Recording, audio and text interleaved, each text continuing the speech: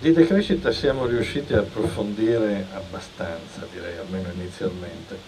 Proviamo ad approfondire un momento, anche il secondo termine, felice.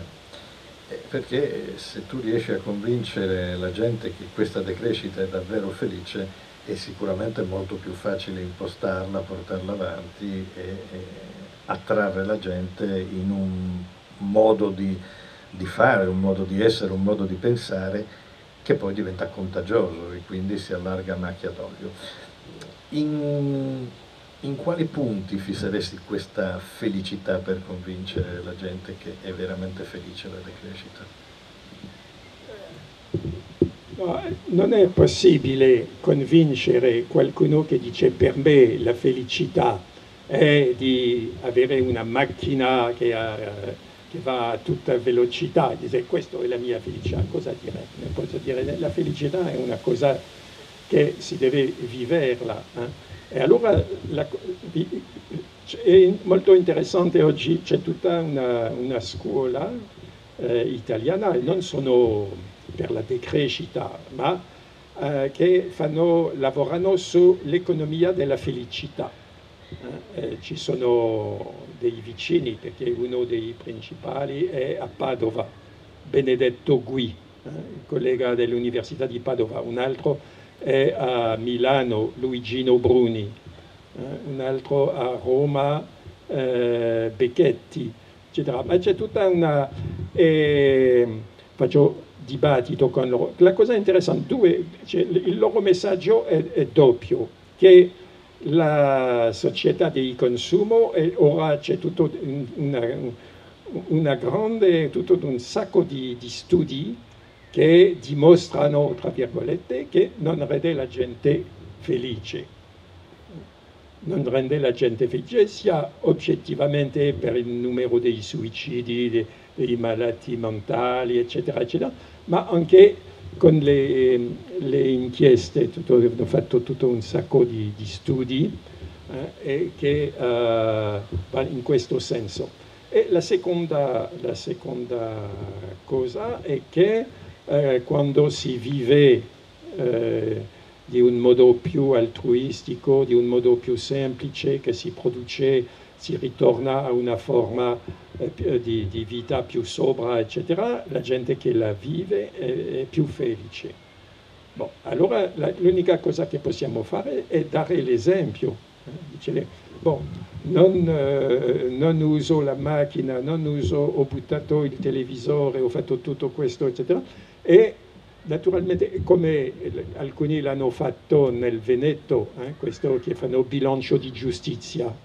Cosa? Bilancio di giustizia è più facile fare con un gruppo perché c'è sempre il lavaggio di cervello della pubblicità, del marketing, dell'ambiente che inquina, che è molto difficile da solo pensare che ho ragione contro tutti, no, è impossibile.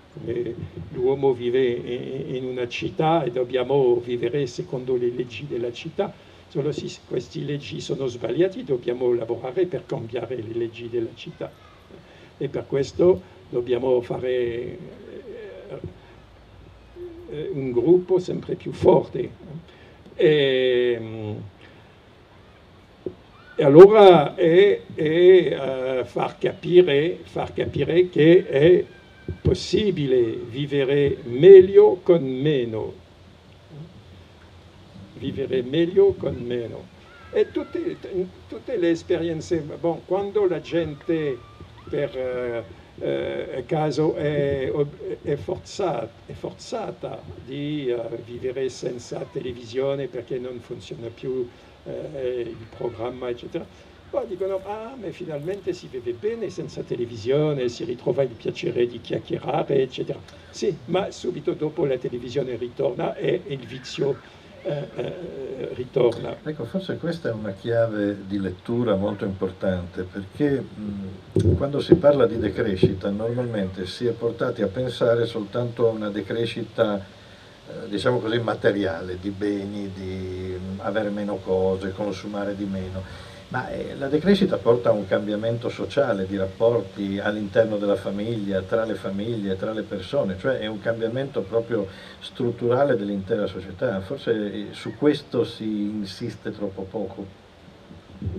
Sì, è possibile perché, come per diciamo, iniziare il percorso verso la decrescita si parla che della necessità materiale, che questa è una necessità di ridurre l'impronta ecologica, e per questo si deve ridurre il consumo di risorse. Ma dico sempre che l'ideologia della decrescita ha due, non una ma due origini. L'una è la tradizione ecologica, che è quella della necessità oggettiva, che porta all'impronta ecologica. L'altra è quella della convivialità di Ivan Illich. Ivan Illich diceva sempre: dobbiamo cambiare di modo di vivere non perché è una necessità, ma perché è auspicabile. Vivremmo meglio se vivevamo altrimenti.